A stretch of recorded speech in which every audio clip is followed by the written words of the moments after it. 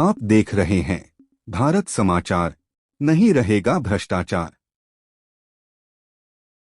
नमस्कार, मैं शब्बीर हसन और आप देख रहे हैं भारत समाचार। इस वक्त हम मौजूद हैं सूरजपुर जिले के सफा गांव में। जी हाँ, मैं बता दूं कि आज हम एक ऐसे मामले को लेकर के यहाँ पहुंचे हैं जहां पे एक व्यक्ति है जो कि कुछ वर्ष पहले वो हिंदू धर्म के फॉलोअर थे, हिंदू धर्म को मानते थे। आज वो धर्म परिवर्तन करके किस धर्म को अपनाए हैं और इस धर्म को अपनाने के बाद उनको किस किस प्रकार की समस्याओं का सामना करना पड़ रहा है या क्या है, ये हम चल के उस व्यक्ति से ही बात करेंगे और जानेंगे कि आखिर धर्म परिवर्तन का क्या कारण था और धर्म परिवर्तन के बाद किस प्रकार की कठिनाइयों का सामना करना पड़ रहा है। तो आइए चलते हैं, सीधा हम उस व्यक्ति से बात करते हैं और जानते हैं। हम उस व्यक्ति से बात करेंगे और जानेंगे कि आखिर वो किस धर्म को मानते थे और धर्म परिवर्तन करने का उनका मुख्य कारण क्या था और किन सब चीजों को लेकर के उन्होंने आज धर्म परिवर्तन किया और इस परिवर्तन के बाद उन्हें क्या कठिनाइयों का सामना करना पड़ रहा है। सबसे पहले अपना परिचय देंगे।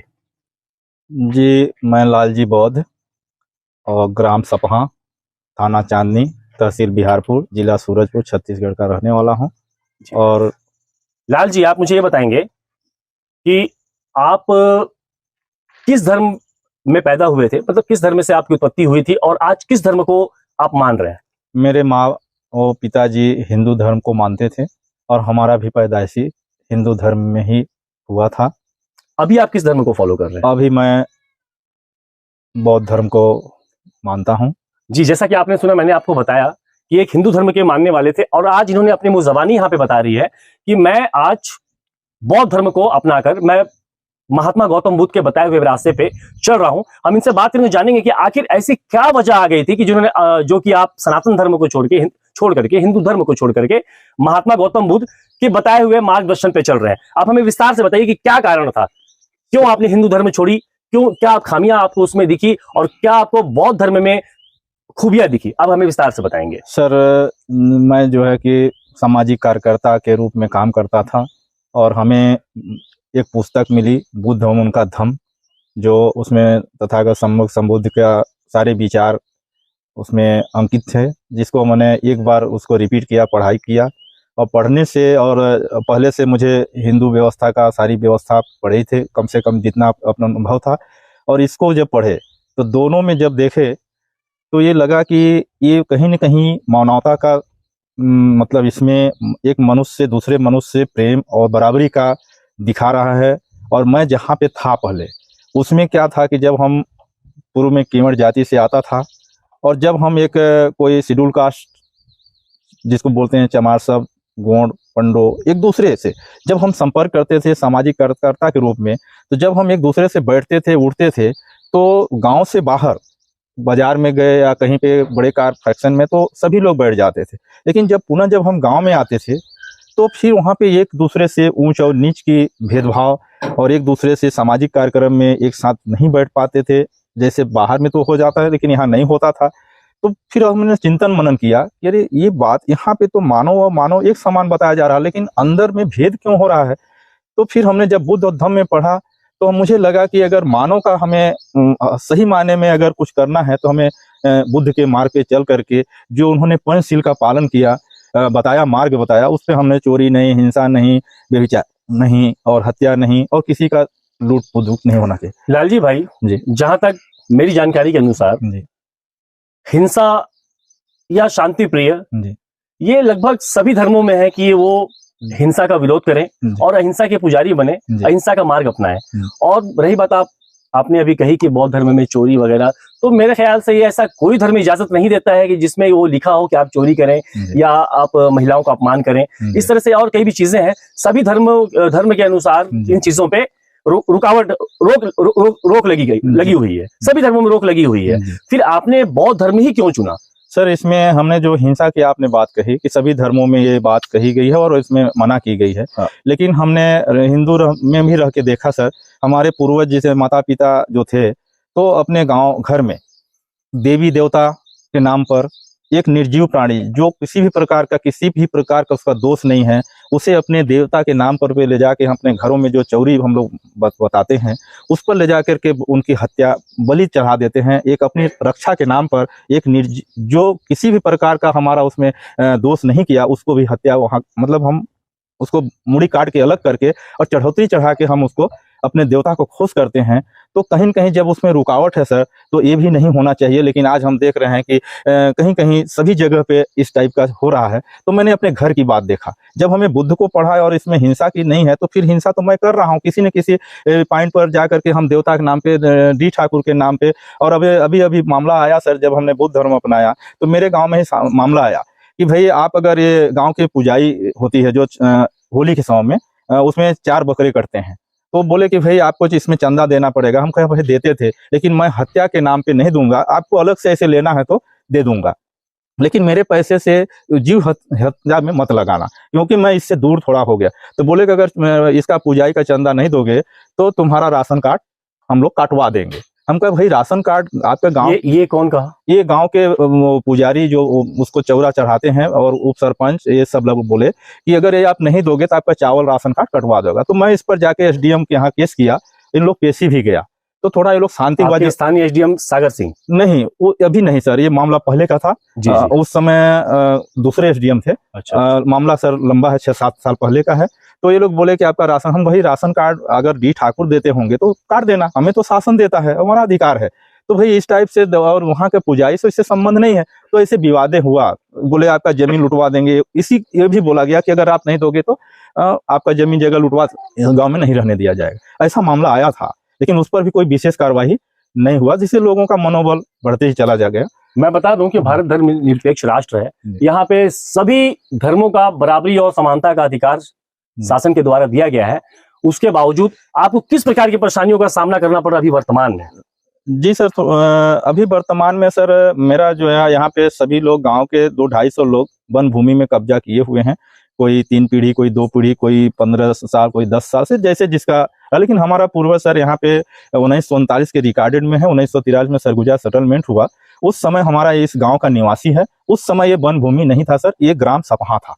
तो क्या आपने सिर्फ अकेले धर्म परिवर्तन किया है कि आपके परिवार के सारे सदस्यों ने?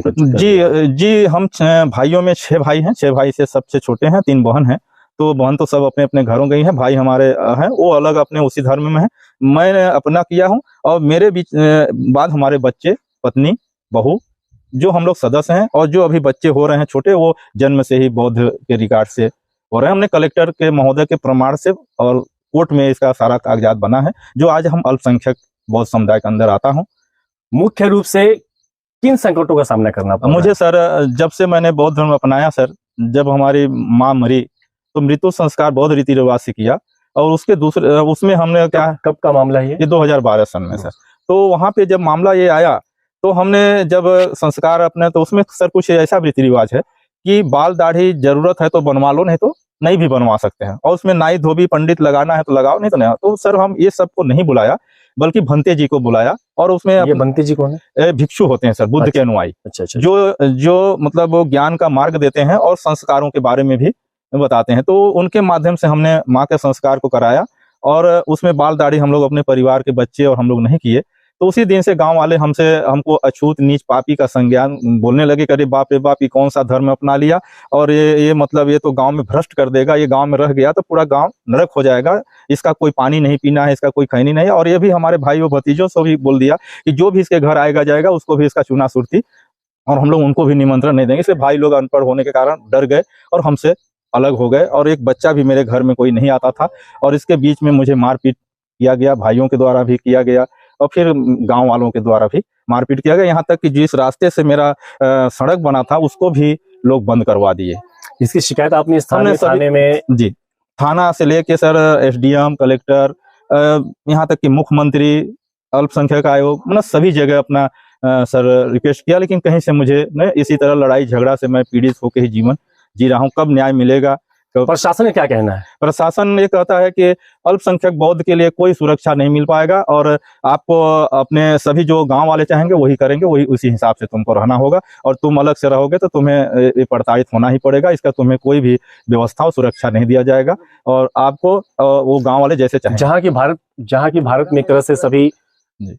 धर्म के लोगों को समानता का अधिकार प्राप्त है, वहीं शासन के द्वारा कहा जाता है, इनके अनुसार, लाल जी के अनुसार, कि शासन के द्वारा ये कहा जाता है कि आप बौद्धिस्ट हो इसलिए आपको हम सुरक्षा नहीं दे सकते, ऐसा इनका कहना है। और आप क्या चाहते हैं शासन से अभी? मैंने सर इसमें जब हमें शंका इन लोगों से बार बार मारपीट हुआ है मेरे साथ में, तो हमने इसका चुनाव से पहले मैंने कलेक्टर एसपी साहब को लिखित में आवेदन दिया कि सर मेरे साथ मारपीट हो जाएगा, मैं भी एक सामाजिक प्राणी हूं, कहीं न कहीं आते जाता रहूं और मेरा यहीं घर में ही मर्डर नहीं होगा, रास्ते में भी ये लोग षड्यंत्र करके मारवा देंगे, क्योंकि रास्ता डगर हमारा छेकते रहते हैं।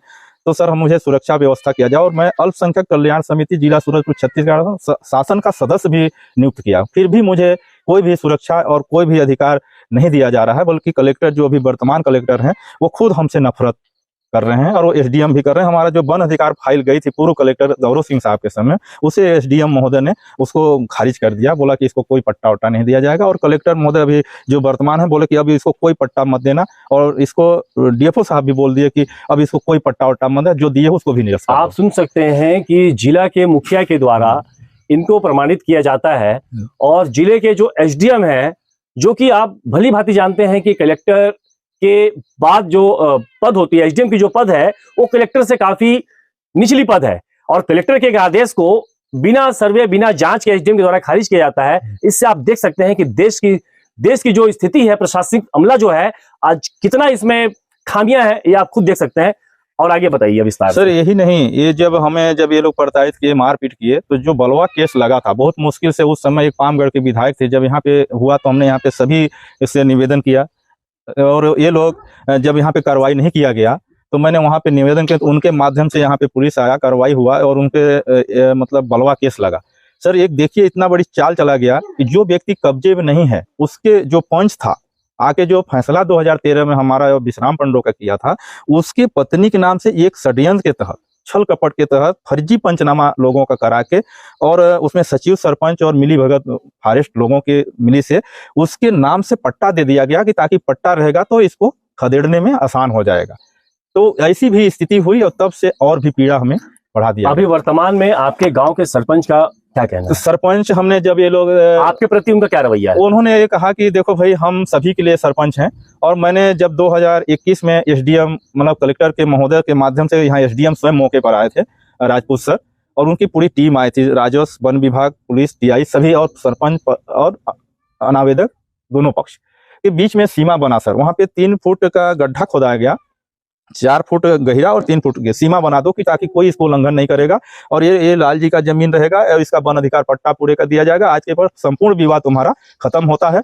वो मेरे घर जो पहले पुराना घर था उसमें वो साहब बोले कि अब ये छोटा मोटा घर है बहुत, तुम इसको जानकार व्यक्ति हो, इसको छोड़ दो, रहने दो, और आपके आज के बाद विवाद नहीं होगा, अगर विवाद करते हैं तो दोबारा तुम्हारा घर वापस करवाएंगे और पूरे खेत दिलवाएंगे। मुख्य रूप से किस समाज के लोगों के द्वारा आपको प्रताड़ित किया यहाँ पे जो वर्तमान में है सर पंडो गुण है, जो उनकी जमीन कब्जा में नहीं है। आपके ग्राम पंचायत की जनसंख्या कितनी है? आपके गांव की जनसंख्या कितनी है? गांव की जनसंख्या सर यहाँ पे मतदाता करीब 700 हैं, और संख्या उसी अनुपात में 1500 के ऊपर है सर। और आप जो बौद्ध समाज, जैसे कि आपने बताया कि शुरुआत में प्रारंभ में आपने बौद्ध धर्म अपनाया जी, आज आपके पूरे परिवार के लोग जी बौद्ध धर्म को ही फॉलो कर रहे हैं, तो आपके परिवार के सदस्यों के अलावा भी इस गांव में और कोई बौद्धिस्ट है? नहीं है सर, सिर्फ आप लोग। कितने लोग हैं? कुल 10 की संख्या है सर, छोटे बड़े करके। जैसे कि आपने सुना कि आपने धर्मांतरण का मामला तो आपने काफी सुना होगा, चाहे वो इस्लामिक हो चाहे वो ईसाई हो, लेकिन ये बौद्ध में कन्वर्टेड मामला मेरे, जब से मैं पत्रकारिता कर रहा हूं, मेरे कार्यकाल में ये पहला ऐसा मामला आया है कि कोई हिंदू धर्म का व्यक्ति बौद्ध धर्म को अपनाया है और उसके साथ इस तरह का बर्ताव, रवैया किया जा रहा है। और आगे आप हमें ये बताएं, जैसा कि मेरी जानकारी के अनुसार बिहार के गया जिले में, जिसे बौद्ध, जो कि बौद्ध गया के नाम से फेमस है, जहां तक मैंने सुना है कि वहां पे ज्यादातर तो हिंदू धर्म के लोग ही वहां जाते हैं, और महात्मा गौतम बुद्ध बहुत ही बड़े एक तरह से धर्म प्रचारक गुजरे हैं, जिन्होंने की शांति, सद्भावना, अहिंसा का ये जो माहौल को उन्होंने फैलाया, एक तरह से मैं कहूंगा धर्म प्रचारक के साथ साथ वो इंसानियत के प्रचारक थे, मानवता के प्रचारक थे। तो आखिर क्यों? क्योंकि खुद हिंदू, जो कि सनातन धर्म के मानने वाले, हिंदू धर्म के मानने वाले हैं, उनको खुद फॉलो करते हैं, तभी तो करोड़ों लाखों कई लाख लोग वहां पे गौतम बुद्ध जो बौद्ध गया है वहां जाते हैं और जाके उनकी पूजा अर्चना करते हैं। फिर आखिर आपके गांव में ये मामला क्यों ऐसा हो रहा है? सर यहाँ पे क्या है कि शिक्षा की कमी है, और क्या है कि जो एक तो वनांचल क्षेत्र ग्रामीण है सर, जिससे आज तक अम्बेडकर और बुद्ध को लोग जान नहीं पाए। और यहाँ पे एक जाति से दूसरे जाति का छुआछूत की भावनाएं हमेशा से चली आ रही है सर, वो आज भी बरकरार है। आज भी अगर यहाँ पे गोड़ है तो पंडों के घर का पानी नहीं पीता है, और ये व्यवस्था आज भी परंपरा चली आ रही है और चल रही है। तो इस व्यवस्था से जब हमने बुद्ध को हमने आप देखे होंगे और हमने किताबों से किया और सारनाथ में देखा भी कि जब उन्हें बुद्धत्व की प्राप्ति हुई तो उन्होंने सारनाथ में आके सबसे पहले 5 ब्राह्मणों को उन्होंने ज्ञान बताया, जिसे आज बौद्ध धम्म चक्र परिवर्तन के नाम से भी जाना जा रहा है। तो जैसे महान काम को हमने कहा कि अगर ये बात हम अपने जीवन में उतारते हैं तो हो सकता है कि मेरी भी एक शांति, सुख शांति, हमारे बच्चे, परिवार बहुत आगे हो सकता है, जा सकते हैं, क्योंकि ये विद्वानों के विचारधाराएं हैं और हम भी इस पर फॉलो करेंगे तो होगा। लेकिन मुझे उसके बदले में सर इतना प्रताड़ना मिला कि मेरा आज कुआं नहीं बन पा रहा है, पानी नहीं बन पा रहा है, खेत नहीं बन पा रहा है, घर नहीं बन पा रहा है, और यहाँ तक कि ईंटा नहीं अपने हाथ से बना पा रहे हैं, जबकि मेरे पास सारी सुविधाएं होने के बाद पानी नहीं बनाने दे रहे हैं, खेत नहीं बनाने दे रहे हैं, मतलब जीने के लायक ही नहीं छोड़ा जा रहा है। इन सब कारणों से, इन सब की प्रताड़ना से आपके आर्थिक जीवन पे क्या असर पड़ रहा है? सर आर्थिक जीवन की आज 2012 से लेकर मेरा सर जीवन क्या कि रोम रोम में हम लोग रो रहे हैं। रात के रात हमारी पत्नी पीड़ित है सर, 4 ऑपरेशन हुआ है जिसको हम इलाज नहीं करवा पा रहे हैं, घर नहीं छोड़ पा रहे हैं, छोड़ेंगे तो यहाँ पे बच्चों को मार देंगे। मेरे जो बच्चे सर 9वीं 10वीं 8वीं पढ़े, मेरी बच्ची पढ़ रही थी सर, जिस समय लोग मुझे मारपीट और कर रहे थे धर्म के नाम से, मैंने शासन प्रशासन से लिखित में दिया कि यहाँ से 4 किलोमीटर नवा टोला में जाती है तो वहाँ भी लोग रास्ता अगर छेक रहे थे, कभी भी उसके साथ घटना हो जाए, फिर बच्चों का पढ़ाई भी समाप्त हो गया सर। और आज हमारे नाती लोग भी, हमने बिहारपुर में लिखाया था लेकिन संसाधन के नहीं होने के कारण उसका भी नाम कटवाना पड़ा। आत्मानंद स्कूल से अभी 6-7 साल का है, उसे भी छोड़ाना पड़ा। तो शिक्षा और आर्थिक, मेरा पूरा परिवार तंगी का हाल है। किसी तरह से मेहनत मजदूरी रातों दिन करके भी हम लोग कहीं से जीना खाना चाह रहे हैं, उसमें भी मतलब। मुख्य रूप से आपका क्या काम है? मेरा सर हम आर्थिक जीवन चलाने के लिए सर हमने खेती किसानी और पार्ट टाइम में गाड़ी ड्राइवर भी रहा हूँ, तो उससे भी चलाता रहा। और धीरे धीरे जब बच्चे हो गए तो अब बच्चे काम करने लगे, दोनों बच्चे, और उनके सहारा लेकर के मैं भी काम लग करके सर अपने बच्चों को, भविष्य को, आने पीढ़ी के लिए रात दिन मेहनत करके आगे बढ़ना चाहता हूं, जिससे गांव के जो हमारे अनावेदक विरोधी गण हैं हमेशा इस बात को कहते हैं कि ये आदमी अधिक पैसा कमाता है, हम लोगों के साथ छती, जबकि सर ये आदिवासी पंडों के नाम पर मेरा जीवन बरगला के, मार के, पीट के, अगर 3 जुलाई को सर मैं कहीं भी उनके आसपास, अगर मैंने कम से कम 20 मीटर दूर से ही उनको मना किया, अगर कहीं पास में जाता तो उस दिन मेरी लाश यहाँ से चली जाती। लेकिन पुलिस को मैंने कितना भी रिक्वेस्ट किया, इसी घर से सर फोन करते रहा, बोला जब तक तो थाने आएगा नहीं तब तक पुलिस जाएगी नहीं, चाहे तुम्हारा मर्डर ही क्यों ना हो जाए। मैं बोला सर कि अगर घर से लिखना तो मेरा रास्ते में मर्डर हो जाएगा, क्योंकि मेरे साथ पहले भी घटना हो चुका है। बोले हम ऐसी कोई भी तेरी बात नहीं मानूंगा। एसपी को बोला तो एसपी भी हमसे बदतमीजी से पेश आए कि कौन तुमको नंबर दे दिया। मैं बोला मैं सदस्य हूं सर आपका जिला का, मेरे पास आपका नंबर नहीं होगा, बताइए ऐसा हो। लेकिन उन्होंने कहा कि आप थाने से मिलो, हमसे कोई नहीं। एसडीओपी से बोला कि मैं तुम्हारा भला करवाता हूँ, आज तक सर कोई नहीं हुआ। तो थानेदार से बोलिए तुम्हें कोई नहीं, बल्कि उल्टा हमारे ऊपर उसके अनावेदक के रिपोर्ट पर और मेरे ऊपर FIR दर्ज कर दिया, पता चला तहसील से, और लेकिन हमारे आवेदन पर वो लोग कुछ भी नहीं किया। इस वक्त जो भी हमारे दर्शक चैनल को देख रहे हैं भारत समाचार को, चाहे वो हमारे दर्शक के साथ साथ प्रशासनिक अमला कोई अगर अधिकारी हो, तो उनसे आप क्या कहना चाहेंगे? हम ये चाह रहे हैं सर कि जो हमारा स्वतंत्रता है, जो हमारा संवैधानिक अधिकार है, मौलिक अधिकार है, उसे न छीना जाए, हमें भी जीने का। और जंगल जमीन अगर है सर, तो मैं तो कहता हूं कि मेरा 3 पीढ़ी लिखित में सर, सरगुजा सेटलमेंट 1943 में हुआ है, उसके पहले हमारा 1939 में इस गांव का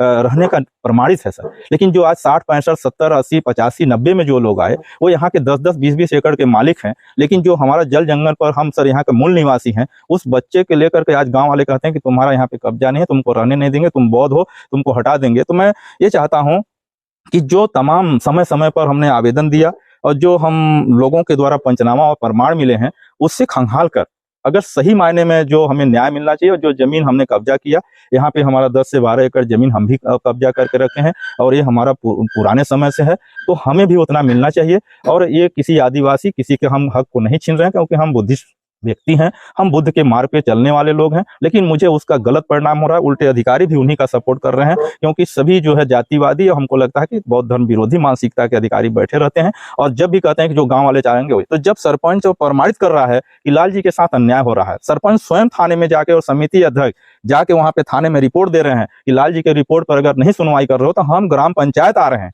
लेकिन उनका रक्षा होनी चाहिए। तो थाने में वो पवन कुमार मुंशी थे, बोले कि तुम लोग उसका चमचा बन के आए हो, तुम लोग जहां जाना हो जाओ, कोई कार्रवाई अल्पसंख्यक के नाम पर कोई सुरक्षा नहीं मिलेगा, उसका मर्डर हो जाएगा, उस दिन पुलिस जाएगा, नहीं तो नहीं जाएगा।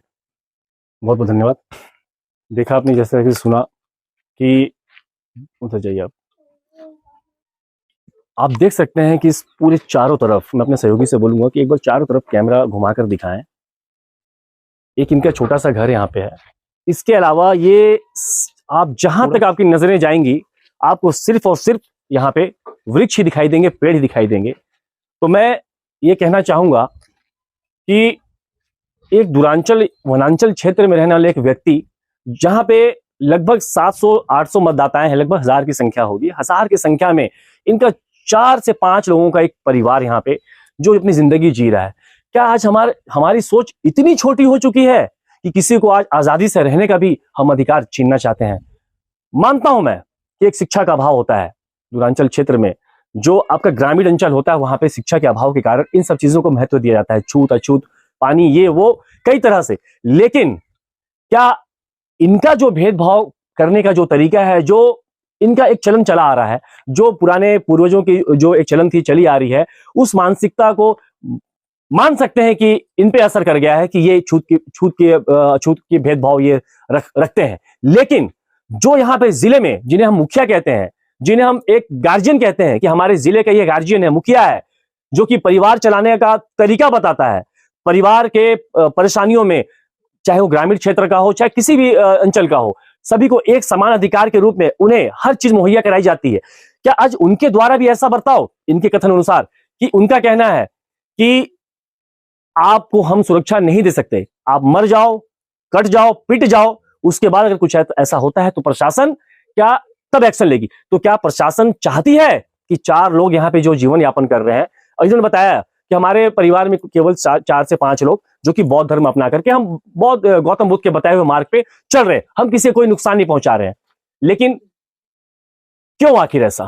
क्यों? क्या वजह इसका है? क्या इसमें आप दोषी इनके शिक्षा को मानते हैं, या फिर जो जिले में मुखिया के पद पे बैठे हुए हैं, जो कि इनके क्षेत्र के जो भी यहाँ पे जिम्मेदार, मैं कहूंगा कि जो लोग हैं, चाहे वो राजनीति से जुड़े हुए हों, चाहे वो ग्राम पंचायत से जुड़े हुए हों, चाहे वो परिवार नियोजन चलाने वाले संस्थाओं से जुड़े हों, क्या उनके द्वारा ऐसा किया जाना उचित है? ये बहुत ही दुखद और निंदनीय है। मैं, अगर कोई प्रशासन का अधिकारी इस वक्त अगर मेरा समाचार देख रहा है, तो उनसे मेरी ये निवेदन है कि धर्मांतरण कराना, अगर कोई व्यक्ति धर्मांतरण कराता है, जबरन किसी से धर्म को परिवर्तन कराता है, तो उसके खिलाफ कड़ी से कड़ी कार्रवाई होनी चाहिए। ये मैं खुद कहता हूं और हमारा भारत समाचार भी कहता है। लेकिन अगर कोई व्यक्ति अपनी स्वेच्छा से अहिंसा का भाव रखना चाहता है, चोरी से दूर जाना चाहता है, अपने बच्चों को सिर्फ शिक्षा ही देना चाहता है, उसके अलावा किसी भी बुरे चीजों को या जो भी असामाजिक चीजें हैं उन सब चीजों से अपने परिवार को दूर रखना चाहता है, तो क्या इनका कोई अधिकार नहीं है? जी नहीं, ऐसा बिल्कुल गलत है। मैं बस यही निवेदन करूंगा कि इनके मामले को संज्ञान में लेते हुए, जो जिले में मुखिया के पद पे बैठे हुए हैं, जो कि परिवार नियोजन अधिकारी हैं, परिवार नियोजन जो अधिकारी हैं, जो सर्वे सर्वा मैं कहूंगा है, वो इनके मामला को संज्ञान में ले, और जो भी दोषी है, चाहे वो स्थानीय लोग हों या स्थानीय अधिकारी हो या जनप्रतिनिधि हो, उनके खिलाफ कड़ी से कड़ी कार्रवाई करते हुए इनके लिए सुरक्षा का इंतजाम करें। हम लगातार इसी प्रकार के खबरों से आपको रूबरू कराते रहेंगे। तब तक के लिए दीजिए मुझे इजाजत। कैमरामैन अनवर के साथ मैं शब्बीर हसन, बिहारपुर, सूरजपुर, छत्तीसगढ़। नाम बताएंगे? देवनाथ पंडो। किस गांव से हैं? सफा। जैसा कि यहाँ पे लालजी बौद्ध जो है जी जो कि आज से लगभग 12-15 साल पहले हिंदू धर्म में जी ये फॉलोअर थे, आज वो बौद्ध धर्म को अपना चुके हैं, जी जिनसे लगातार उनके साथ काफी कठिनाई को सामना करना पड़ रहा है, चाहे वो जमीन हो, चाहे आर्थिक चीजें हो, चाहे राशन कार्ड हो, या तो जो भी चीजें हो, जी परिवार नियोजन चीजें जो शासकीय शासन के द्वारा दिया जाता है, उन सभी चीजों, इनके साथ परेशानियों का सामना करना पड़ रहा है। क्या ये सत्य है? हो सकता है क्या कि यही मतलब खेत वेती किया था, उसको जोत कर दूसरा को बो दिए हैं।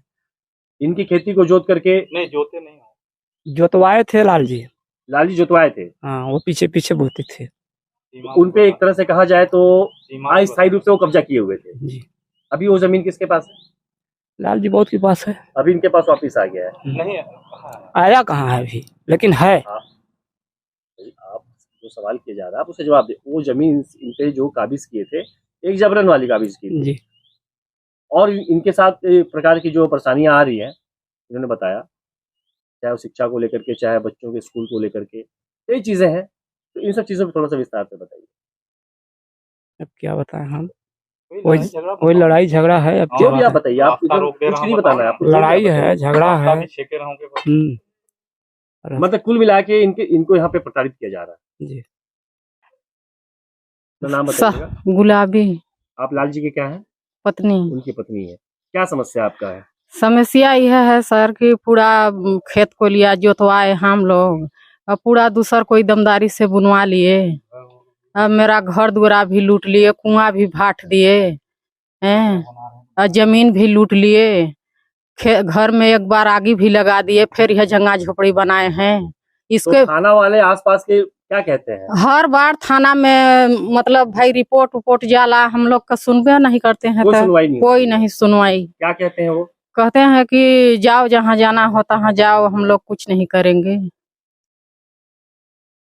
सूरजपुर में चच्चट ऑपरेशन है वहाँ कि वहाँ मतलब जा तब निराकरण भाई के सभी का, गरीब दुखी का सबका होला। कुछ नहीं, वहाँ बैठ कर नहीं गईली, रोवत गईली पलई की पीड़ा में अपने। कोई सुनवाई नहीं होल कि कोई सुनवाई आज तक। यह तो सामा फूट गल, पाका चलल, अब काट ले ही। अब वो हमार बाल बच्चा मरबन करही, जोताई कोड़ाई सब देली हम, जोत बुन लेहन दूसर कोई, आज तक कोई सुनवाई नहीं होल। क्या चाहते हैं अभी आप शासन से? शासन से भाई यह चाहत है कि हमार खेत को लिया आपस दे दें, घर द्वारा हमारा आपस कर दें, और का हम दूसरे का न ले न हम भाई अपन छोड़ पा रहे।